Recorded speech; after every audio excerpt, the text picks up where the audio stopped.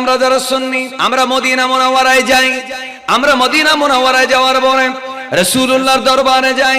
রাসূল করিম সাল্লাল্লাহু আলাইহি ওয়াসাল্লামের দরবারে গিয়ে আমরা আমার নবীর দরবারে গিয়ে সালাম দিই। বলেন আসসালাতু ওয়াসসালামু আলাইকা ইয়া রাসূলুল্লাহ। সবাই জোরে জোরে আসসালাতু ওয়াসসালামু আলাইকা ইয়া হাবিবাল্লাহ। জোরে আসসালাতু ওয়াসসালামু আলাইকা ইয়া রাহমাতাল লিল আলামিন। আমরা সালাম দিই কারণ আল্লাহ তাআলা কোরআনে বড় চমৎকার করে বলেছেন, ওয়ালাউ আন্নাহুম ইযলামু আনফুসাহুম জাউকা ফাস্তাগফিরুল্লাহা ওয়াস্তাগফারা লাহুমুর রাসূলু লাওয়াজাদুল্লাহা তাওয়াবার রহিমা।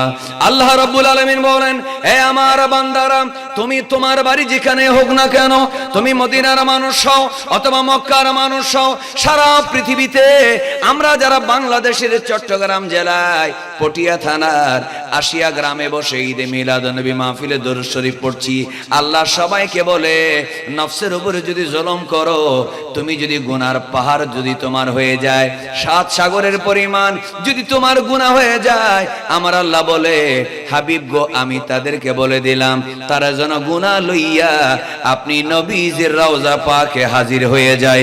একটু মহব্বতের আওয়াজে জোরে জোরে বলি সুবহানাল্লাহ। আল্লাহ তাআলা বলছেন, ইয়া আইয়ুহাল্লাযীনা আমানু, ওহে ঈমানদারগণ যারা ঈমান এনেছো, ইযা দরাবতুম ফি সাবিলিল্লাহ, যখন তোমরা আল্লাহর রাস্তায় বের হও, আল্লাহর রাস্তায় রওনা হও, ফাতাবায়ানু, যাচাই বাছাই করে দেখো এটা সত্যিকার আল্লাহর রাস্তা কিনা।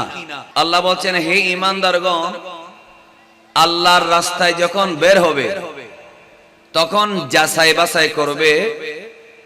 ওয়ালা তাকুলু লিমান আলকা ইলাইকুমুস সালামা লাস্তা মুমিনা, আল্লাহর জন্য যুদ্ধ করবে ঠিক আছে, এদিকে দেখবেন তরবারি হাতে নিবেন, ঘোড়ায় বসবেন। এখন ঘোড়া নেই, তরবারি নেই, আপনি সেনাবাহিনীর সাজোয়া জানে বসবেন, হাতে অত্যাধুনিক মারণাস্ত্র আপনার হাতে থাকবে। যখন আপনি জিহাদ করার জন্য রওনা দিলেন, আধুনিক যান এবং আধুনিক অস্ত্র শস্ত্র সরঞ্জাম সব আপনার হাতে আছে, কিন্তু আপনি ততক্ষণ পর্যন্ত অস্ত্র চালাবেন না যতক্ষণ আপনি নিশ্চিত না হবেন। কেউ যদি আপনাকে সালাম দেয়, আল্লাহ বলছেন, আমি আল্লাহ তাআলা যেভাবে বলছে সেভাবে বলি, আল্লাহ বলে, বান্দারে যদি তোমাকে কোন মানুষ সালাম দেয়, যদি বলে আলকা ইলাইকুমুস সালাম, যদি বলে আসসালামু আলাইকুম, ভাই আমি মুসলমান, আমি ঈমানদার, আমাকে মাইরো না, আমি আল্লাহর প্রতি ঈমান এনেছি, আমি রাসূলুল্লাহ সাল্লাল্লাহু আলাইহি ওয়াসাল্লামকে শেষ নবী মানি, সুবহানাল্লাহ বলেন। এই কথা যদি কেউ বলে, তোমার চেহারার দিকে তাকিয়ে চোখে চোখ রেখে আত্মবিশ্বাস নিয়ে কণ্ঠে বলিষ্ঠ কণ্ঠে যদি বলে, আমি ঈমানদার, ইন্নী মুমিন, আনা মুসলিম, ইন্নী মুসলিম, আমি মুসলমান, আসসালামু আলাইকুম, আপনাকে সালাম দিচ্ছি, আমানতু বিল্লাহ, আমি আল্লাহর উপর ঈমান এনেছি, ওয়া মালাইকাতিহি ওয়া কুতুবিহি ওয়া রুসুলিহি ওয়াল ইয়াউমিল আখিরি ওয়াল কদরি খাইরিহি ওয়া শাররিহি মিনাল্লাহি তাআলা ওয়াল বাসি বাদাল মাউত। অথবা যদি বলে, আমি মুসলমান হয়েছি, লা ইলাহা ইল্লাল্লাহু মুহাম্মাদুর রাসূলুল্লাহ সাল্লাল্লাহু আলাইহি ওয়াসাল্লাম, এই জিনিসটা যদি কেউ মুখ দিয়ে উচ্চারণ করে কালেমা, খবরদার তাকে হত্যা করা যাবে না। যদিও তুমি আল্লাহর রাস্তায় বের হয়েছো, আগে কিছুক্ষণ আগেও মানুষটা কাফের ছিল, কিন্তু ঈমান আনার সাথে সাথে আর তার দিকে হাত তোলা যাবে না, তরবারি আঘাত করা যাবে না, অস্ত্র শুট করা যাবে না। একবার মহব্বতের আওয়াজে বলেন সুবহানাল্লাহ। বলেন নির্দেশ কার? আপনারা আমাকে সহযোগিতা করেন, জোরে বলেন নির্দেশ কার? আল্লাহ বলছেন খবরদার, অস্ত্র চালানোর আগে সাবধান। ও বলবে আমি মুসলমান, আর আপনি বলবেন না তুই মুসলমান হলেও তুই ওই অন্য দল, আমার দলে তো না, অন্য দলে, সুতরাং তোকে মারতে হবে। সে কলেমা পড়লো, অসুবিধা নেই, তো মারবো, কারণ তোর দল আর আমার দল আলাদা। আওয়াজ করে বলেন, রাজনৈতিক দল ভিন্ন হওয়ার কারণে গর্জন করে আল্লাহ এবং রসুলকে খুশি করার জন্য, ফুরকান কাদরি কেন মুফাসসির বা বক্তাকে খুশি করার জন্য না, আল্লাহ এবং রসুলকে খুশি করার জন্য বলেন। যদি দল আলাদা হওয়ার কারণে কেউ কাউকে মব সৃষ্টি করে হত্যা করে, আওয়াজ করে বলেন সে কি আল্লাহর পক্ষে থাকলো নাকি বিপক্ষে? এই ধরনের হত্যা, আওয়াজ করে বলেন, কখনো ইসলামে বৈধ হতে পারে নাটা জোরে বলতে হবে। এই ধরনের হত্যা ইসলামের মধ্যে বৈধ হতে পারে? আল্লাহ কত চমৎকার করে বলছেন, মনোযোগ দিবেন, একেবারে হৃদয়ের দরজা খুলে দিয়ে ওয়াজগুলা শুনবেন। আল্লাহ রাব্বুল আলামিন এর পরে বলেন, তাবতাগুনা আরাদাল হায়াতিদ দুনিয়া, এ দুনিয়ার মানুষ, দুনিয়ার ক্ষমতা পাওয়ার জন্য, দুনিয়ার সম্পদ পাওয়ার জন্য, দুনিয়ার খ্যাতি অর্জন করার জন্য, দুনিয়াবি রাজনৈতিক স্বার্থ চরিতার্থ করার জন্য, এটা শুধু এখনকার সময় নয়। একই বিধান 2000 সালে, একই বিধান 2001, একই বিধান 2004-এ, একই বিধান 24 সালে, একই বিধান আল্লাহর আইন 2025 সালে। আল্লাহ তাআলা বলে 1500 বছর আগে কোরআনের আয়াত নাজিল হওয়ার পরে আমার আল্লাহ তাআলা এই 1500 বছর পর্যন্ত একটি আইন দিয়ে দিলেন, তাবতাগুনা আরাদাল হায়াতিদ দুনিয়া, এই দুনিয়ার ধন সম্পদের আশায়, এই দুনিয়ার প্রভাব প্রতিপত্তি ক্ষমতার আশায়, এই দুনিয়ার রাজনৈতিক স্বার্থে খবরদার খবরদার, যে ব্যক্তি নিজেকে মুসলমান বলেছে ওই মানুষটার গায়ের মধ্যে আঘাত করা যাবে না।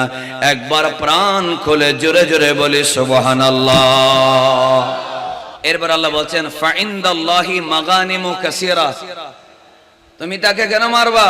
ক্ষমতার জন্য। আল্লাহর কাছে ধন সম্পদের কোনো অভাব? বলেন আল্লাহর কাছে ধন সম্পদ কম নাকি বেশি? সুতরাং দুনিয়াবি ধন সম্পদের জন্য মব সৃষ্টি করে কাউকে আঘাত করা যাবে না। কাযালিকা কুনতুম মিন ক্বাবলু ফামান্নাল্লাহু আলাইকুম ফাতাবায়ানু।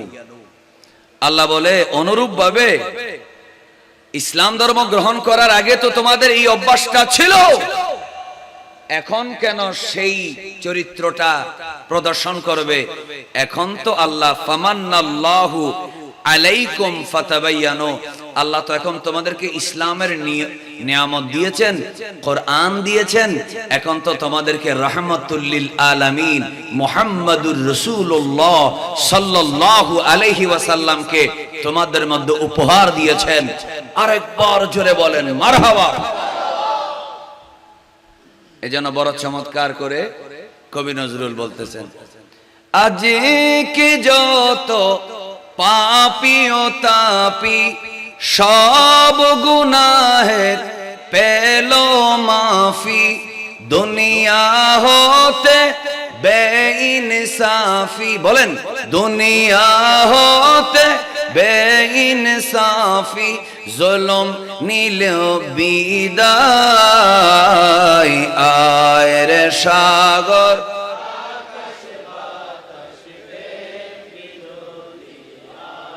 আজকে একটা জিনিস, আলাদা জিনিস খেয়াল করলাম, ছেলেদের চেয়ে মুরব্বীদের আওয়াজ বড়। কারণ এরা চিন্তা করতেছে হুজুরে কমেডি টমেডি করতেছে না, এই জন্য এদের মন খারাপ। ভাই আমাদের থেকে এগুলা পাবেন না, আমরা কোরআন হাদিস বলাকে পছন্দ করি, ঠিক কিনা বলেন? কারণ ঈদে মিলাদুন্নবী মাহফিলে মনটা নরম করবেন যাতে চোখের পানি আসে, যে দিলটা যেন নরম হয়। একটা কঠোর হৃদয়ের সন্ত্রাসী যদি এই মাহফিলে আসার কারণে যদি নরম দিল হয়, এটার কারণে যারা মাহফিল আয়োজন করছে তারা যেমন সওয়াব পাবে, আমি বলার কারণে আমার সওয়াব হবে না? কথা বলে না। এই জন্য আমরা চেষ্টা করব মানুষকে হাসানোর না, মানুষকে বিনোদন আনন্দ দেওয়ার না, আমরা চেষ্টা করব কিছু কোরআন হাদিসের দার্স দেওয়ার। এবার সবাই জুড়ে একবার বলেন হেদায়েতের মালিককে। আমি বললেই যে আপনি হেদায়েত হয়ে যাবেন এরকম কোনো কথা নাই। খাইয়ত পরিবর্তন হবে, খাসিয়ত খাসলত যদি আল্লাহ কি কে হেদায়েত দেয়। আরেকবার বলেন হেদায়েতের মালিক কে? আল্লাহ তাআলা বলছেন আগে তো অভ্যাস খারাপ ছিল ঠিক আছে, কিন্তু আল্লাহ তো তোমাদেরকে ইসলাম দিলেন, এখন কেন মারামারি? এটা তো আওস আর খাজরাজ, এটা তো বনি নাজির আর বনু কুরাইজা, এটা মক্কা মদিনার বিভিন্ন গোত্রের মধ্যে মারামারি কাটাকাটি, ধন সম্পদের জন্য, ক্ষমতার জন্য, নেতৃত্বের জন্য, বংশমর্যাদা প্রদর্শন করার জন্য। এটা তো জাহেলি যুগের চরিত্র ছিল। খবরদার, এই কাজ এখন আর করা যাবে না।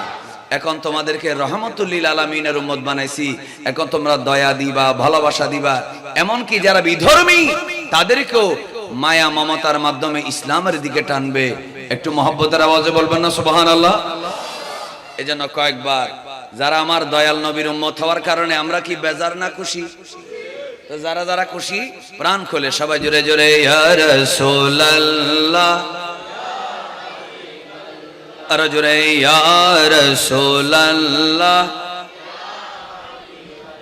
আপনারই নূরের ঝলক লাগিয়া কবরের আঁধার যাবে চলিয়া, অগদিয়ান গো দেখা কবরে আসিয়া ইয়া রাসূলুল্লাহ।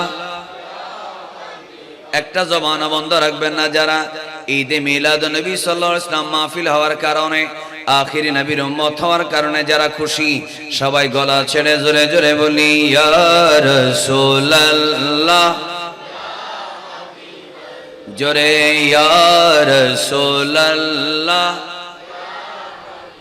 গোসল করায়া কাফন পরায়া রাখিব যখন কবরে শোয়া, লয়েন গোকলে গোলাম বলিয়া ইয়া রাসূলুল্লাহ।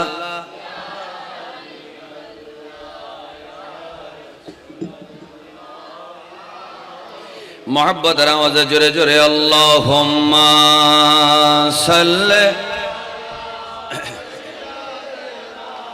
মাওলানা মুহাম্মদ ওয়া আলা আলি।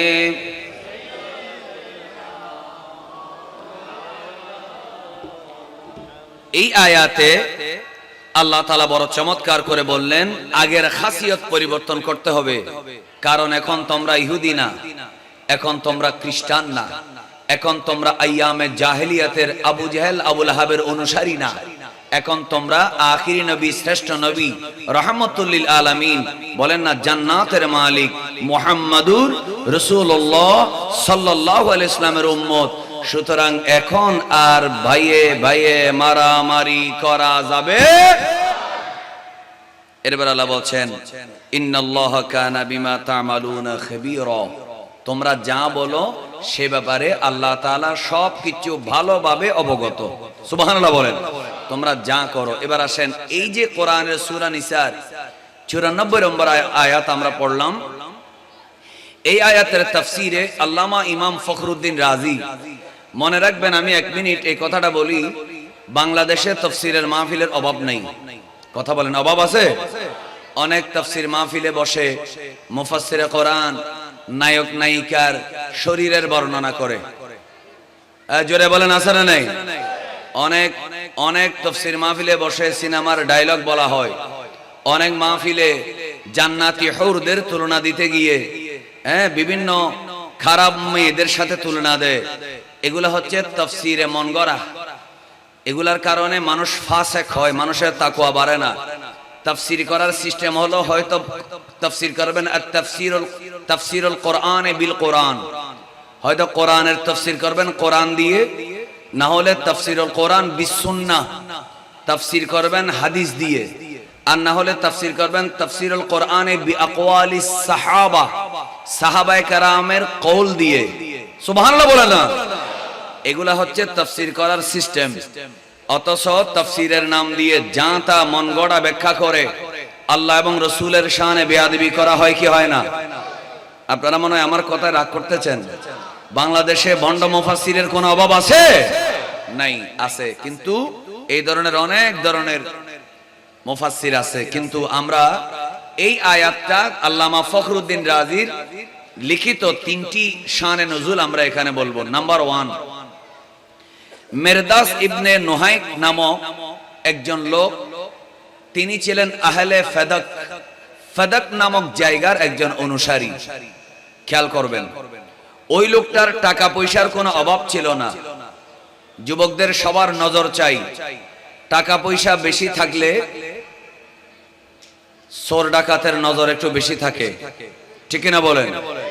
আর আরেকটা ব্যাপার আছে, যাদের মধ্যে ক্ষমতা থাকে, ধন সম্পদ বেশি থাকে, ওই মানুষটা সহজে কারো কাছে ধরা দেয় না। গরিব মানুষে যেভাবে সহজে এই আলেমে ওলামারা হুজুররা কথা বললে যেভাবে সহজে মানে, আপনারা আবার রাগ করবেন না, সবাই একই রকম না। হযরত ওসমান জিন্নুরাইন তিনিও তো টাকাওয়ালা ছিলেন, তিনি তো ধন সম্পদের মালিক ছিলেন। সিদ্দিক আকবর তিনি সম্পদশালী ছিলেন, কিন্তু ওনারা নিজেদের সম্পদ আমার নবীর কদমে কোরবান করে দিয়েছেন। সুবহানাল্লাহ বলেন। তাহলে সব পয়সাওয়ালা একরকম নয়, মনোযোগ রাখবেন। তো মিরদাস বিন নুহাইক নামক লোকটা, তিনি একটা গোত্রের সরদার ছিলেন, কিন্তু সরদার থাকার পরেও তিনি মুসলমান হয়েছেন। এই কথাটা রাসূল করিম সাল্লাল্লাহু আলাইহি ওয়াসাল্লাম যে সেনাবাহিনীকে পাঠিয়েছেন, সেনাবাহিনীর লোকেরা জানে না। আমার নবী একটা কাফেলা পাঠালেন ওই এলাকায়, যাও সেখানে, কারণ সেখানে কিছু কাফের আছে যারা মুসলমানদেরকে কষ্ট দিচ্ছে। এই কাফেরদেরকে উৎখাত করো, তাদেরকে ইসলামের দাওয়াত দাও। এরা যদি ইসলাম ধর্ম গ্রহণ না করে, যেহেতু তারা শান্তি প্রিয় নয়, তারা যেহেতু সন্ত্রাসী, মুসলমানদের বিরুদ্ধে ষড়যন্ত্র করে, এজন্য তাদের বিরুদ্ধে তোমাদেরকে আমি যুদ্ধে পাঠালাম। আপনারা বলুন, যুদ্ধের মধ্যে কাফেরদের হত্যা করা জায়েজ আছে না নেই? তো কথা বলেন না কেন, জায়েজ আছে না নেই? তো এই জন্য মনোযোগ রাখবেন। রাসূল করিম সাল্লাল্লাহু আলাইহি ওয়াসাল্লামের সাহাবায়ে কেরামদেরকে যুদ্ধের ময়দানের দিকে পাঠানো হলো। তো মিরদাস বিন নুহাইক যিনি, তিনি কাফেরদের গোত্রের সরদার ছিলেন। কিন্তু একটা কথা মনে রাখবেন, তাকদীরের মালিক কিন্তু আল্লাহ। যে কোনো সময় যে কোনো মানুষ হেদায়েত হয়ে যেতে পারে। এই লোকটা হঠাৎ করে একদিন মুসলমান হয়ে গেল। একটু জোরে বলেন না সুবহানাল্লাহ। কি হয়ে গেল? মুসলমান হয়ে গেল। মুসলমান হওয়ার পরে কাফেলার লোকেরা যখন, খেয়াল করবেন, ওই এলাকায় ঢুকলেন, গ্রামের সমস্ত মানুষ পালিয়ে গেল। কিন্তু যিনি গোত্রের সরদার, তিনি পালিয়ে যান নাই। তার নাম মিরদাস বিন নুহাইক। তিনি বলেন, আমি যেহেতু মুসলমান হয়ে গেছি আগে, আমি কেন পালাবো? আমার তো মনের মধ্যে কোনো দুর্বলতা নেই। তিনি পালান নাই। মুসলমানরা আসতেছে, ওনার অনেক ছাগল বেড়া ছিল, খেয়াল করবেন। আসার পরে আমার ভাইরা, রাসূল করিম সাল্লাল্লাহু আলাইহি ওয়াসাল্লামের যেই সাহাবী আমিরুহুম গালিব ইবনে ফুদালা, ওনাদের আমির গালিব বিন ফুদালা ফাহারাবাল কওম ওয়া বাকিয়া মিরদাসুন, হযরতে গালিব বিন ফুদালা তিনি ছিলেন মুসলমানদের সেনাবাহিনীর আমির। আর এদিকে মিরদাস বিন নুহাইক ছিলেন কাফেরদের সরদার। সবাই যখন পালিয়ে গেল, ওই লোকটা পালানো না, মুসলমানদেরকে দেখে সিনা টান করে খুশি হয়ে তাদের সামনে আসলো। আসার পরে একটা সালাম দিল, আসসালামু আলাইকুম ওয়া রাহমাতুল্লাহ। সালাম দেওয়ার পরে এবার মুখে মুখে বলে দিল, এ মুসলমান সৈন্যরা, তোমাদেরকে আমি স্বাগত জানাচ্ছি। তোমরা আমার এলাকায় এসেছো। আমার এলাকার অন্য মানুষরা মুসলমান হয় নাই, কিন্তু আমি গোত্রের সরদার হলেও আমি কলেমা পড়ে মুসলমান হয়ে গেছি। একটু মহব্বতে জোরে জোরে বলেন মারহাবা। এই কথা বলার পরে গালিব ইবনে ফুদালা রাদিয়াল্লাহু তাআলা তিনি বলেন, উসামা বিন যায়েদ রাদিয়াল্লাহু তাআলা ওই সেনাবাহিনীর মধ্যে ছিলেন।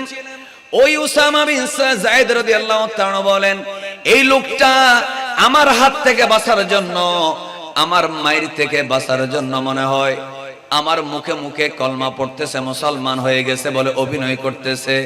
সুতরাং আমার হাত থেকে বাঁচার জন্য যেহেতু সে মিথ্যা অভিনয় করলো, এই লোকটাকে ছাড়া যাবে না। এই কথা বলার পরে ওসামা বিন যায়েদ রাদিয়াল্লাহু তাআলা আনহু তাকে হত্যা করে ফেললেন। একটু জোরে জোরে বলি নাউজুবিল্লাহ। আরো জোরে বলেন। আচ্ছা আসেন খেয়াল করেন, ওসামা বিন যায়েদ রাদিয়াল্লাহু তাআলা তিনি কিন্তু রাসূল করিম সাল্লাল্লাহু আলাইহি ওয়াসাল্লাম এর একজন কি সাহাবী, ঠিক কি না বলেন? ওসামা বিন যায়েদ শুধু রাসূলের সাহাবী না, আমার নবীর পালক পুত্রের নাম যায়েদ বিন হারেসা, আর যায়েদ বিন হারেসার ছেলের নাম ওসামা বিন যায়েদ। তো সেই হিসেবে ওসামা হচ্ছে রাসূলের পালক নাতি, বলেন নাকি পালক নাতি। তো এই জন্য আমার নবীর কাছে তার একটা ভালোবাসা আছে না নেই? এই ছেলেদেরকে আমি আবার এক অনুরোধ করব, তোমরা নিজেরা নিজেরা কথা বলবা না, মনোযোগ দিয়ে শুনতে হবে। না বুঝে ভুল বুঝে মানুষকে হত্যা করা কত বড় অপরাধ। আল্লাহ রাসূল এই ঘটনার মাধ্যমে আমার আল্লাহ কোরআনুল কারীমের মাধ্যমে আয়াত দিয়ে বুঝিয়ে দিয়েছেন। একটু জোরে বলবেন না সুবহানাল্লাহ? তো আমাদের এগুলো জানার দরকার আছে না নেই?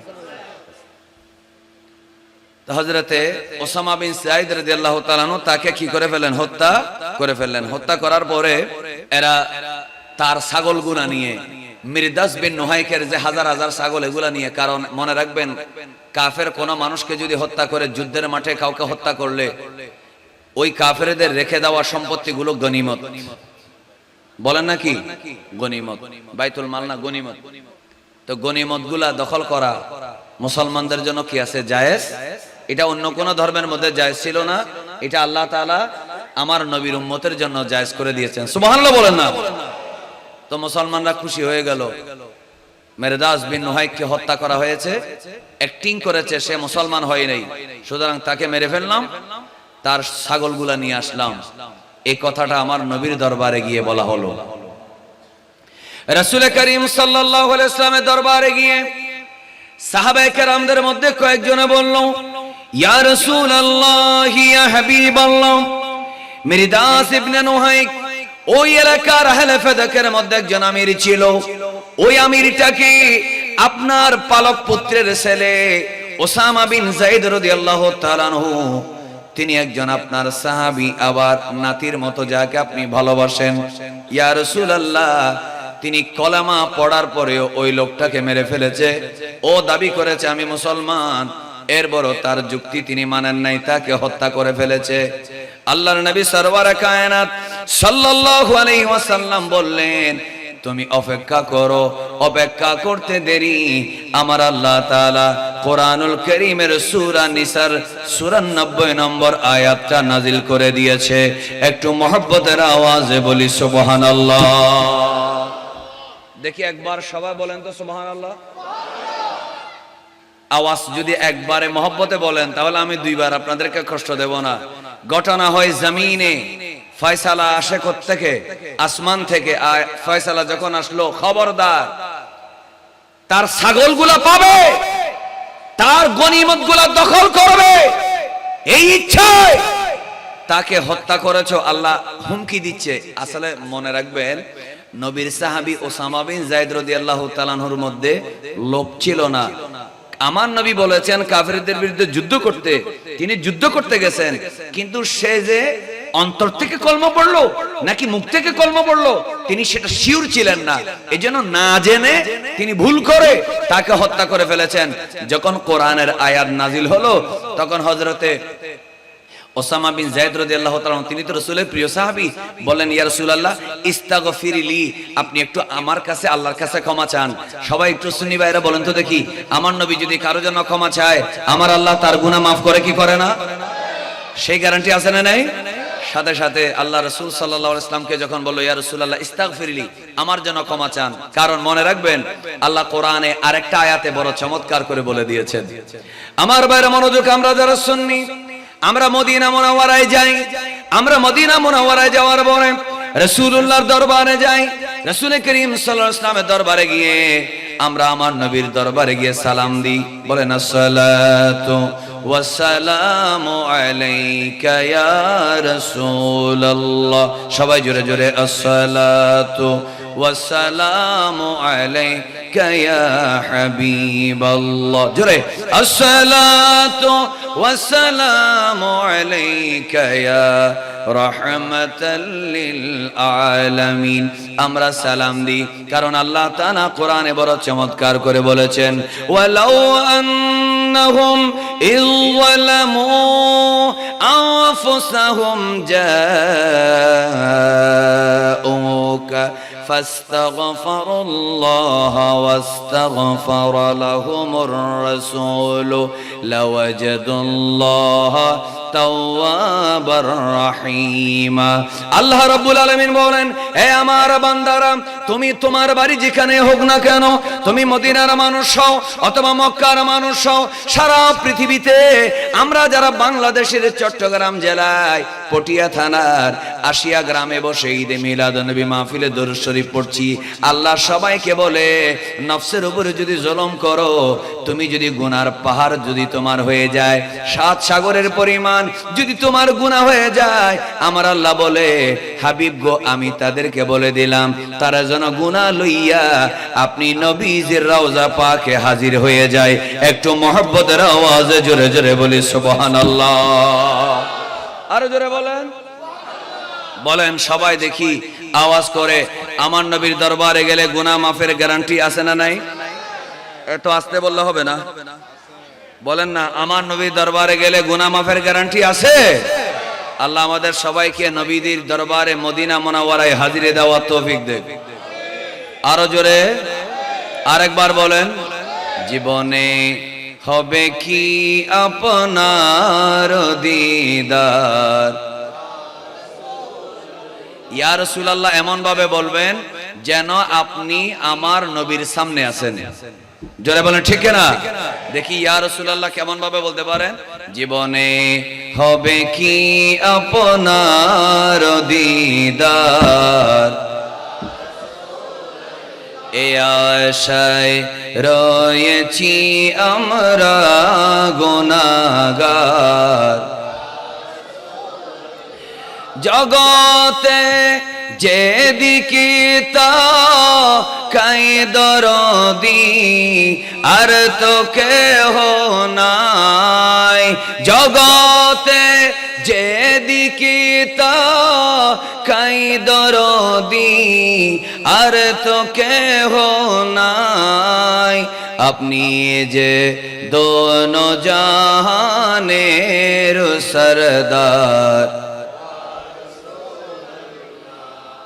আপনারা ইয়া রাসূলুল্লাহটা এমন ভাবে বলবেন, দিল থেকে আওয়াজ বুলন্দ করে একই সুরে, আপনি যে দোনো জাহানের সরকার, বকারে খেশ হেরানম আগসনি, পরেশানম পরেশানম আগসনি, নাদারম जुज़ तुमल जा ये नदानम जुज़ तुमावाए नदारम जुज़ तुमल जाए नदानम जुज़ तुमावाए तो ये खुद साज़ो सामानाम आगे थेनी। মাশাআল্লাহ, আমার খুব ভালো লাগতেছে আপনারা যে ইয়া রাসূলুল্লাহ বলতেছেন। আমি একটা কথা বলি, আপনারা মাইন্ড করবেন না, মাইন্ড করলে অসুবিধা নেই, করলে সমস্যা কি? আচ্ছা বলুন তো দেখি, আমরা যে নবীর জন্য মাহফিল করি এগুলা কি বেদাত না সুন্নাত? সবাই বলেন তো। আমরা যে রাসূলের জন্য মাহফিল করি এটা কি হারাম কাজ না হালাল কাজ? এটা কি গুনাহ না সওয়াব? এটা কি বেদাত না ইবাদত? মোহাব্বত রসুলের, ইবাদত আল্লাহর। একটু মোহাব্বতে বলেন না সুবহানাল্লাহ। কিন্তু আশ্চর্যের ব্যাপার হলো রসুলের মিলাদের জন্য মিছিল করার প্রতিবাদে কওমিরা মিছিল করে ফেলছে। কথা বুঝেন না মনে হয়? ব্রাহ্মণবাড়িয়ায় মিছিল হইছে। কি হইছে? আজকে আজকে কোথায় হয়েছে যে মিছিল? ব্রাহ্মণবাড়ে। কিসের বিরুদ্ধে? মিলাদুন নবীর মিছিলের বিরুদ্ধে মিছিল। একটু নাউজুবিল্লাহ জোরে বলে না। মানে আমার নবী আগমন করছে, এই খুশিতে মিছিল করা বেদাত। সেই মিছিলকে ঠেকানোর জন্য এরা কয়েক কিলোমিটার একটা মিছিল করেছে। এখন তাদেরকে যদি জিজ্ঞেস করা হয় ফিলিস্তিনের জন্য মিছিল, বলে সেটা জায়েজ। তোমাদের নেতার জন্য মিছিল, সেটা জায়েজ। আলেমের জন্য মিছিল, সেটা জায়েজ। কারো মুক্তিতে মিছিল, সেটা জায়েজ। শুকরানার জন্য মিছিল, সেটাও জায়েজ। তোমাদের সার্টিফিকেটের জন্য মিছিল, সেটাও জায়েজ। শুধু তা না, মিলাদুন নবীর বিরুদ্ধে মিছিল, এটাও জায়েজ। ফিলিস্তিনের পক্ষে মিছিল, এটাও জায়েজ। পার্টির মিছিল, এটাও জায়েজ। নির্বাচনী মিছিল, সেটাও জায়েজ। অমুক ভাইয়ের সালাম নিন, অমুক মার্কায় ভোট দিন, বলে সেটাও জায়েজ। কিন্তু নবীর জন্য মিছিল কি? হারাম। এস এম নাসিমা বেগম দাখিল মাদ্রাসার মাঠে আমাকে দাওয়াত করেন বা না করেন, সেই দিকে আমি ভ্রুক্ষেপ করি না। আজকে যে মিছিল হয়েছে, আমি তার প্রতিবাদে বলতে চাই, আমার নবীর জুলুসের অর্থাৎ মিছিলের বিরুদ্ধে যারা মিছিল করেছে, আওয়াজ করে বলেন, এরা হাসরের মাঠে কোনোদিন আমার নবীর উম্মত দাবি করতে পারবে?